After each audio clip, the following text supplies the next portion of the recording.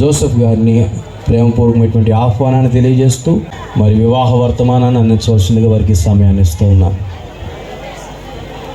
దేవుని యొక్క వాక్యం సెలవిస్తూ ఉంది, వివాహము అన్ని విషయములలో ఘనమైనది, పానుపు నిష్కళంకముగాను పరిశుద్ధమైనదిగాను ఉండవలెను.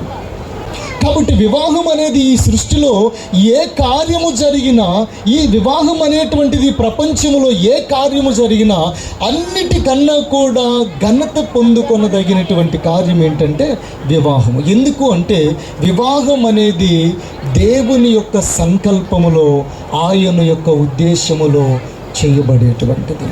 దేవుడు పరలోకమందు వివాహం అనేటువంటి దానిని నిర్ణయిస్తాడు.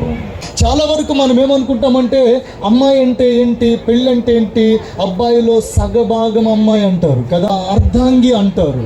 అంటే కొంతకాలం సగం మాత్రమే పార్టీషన్ చేస్తారు స్త్రీకి.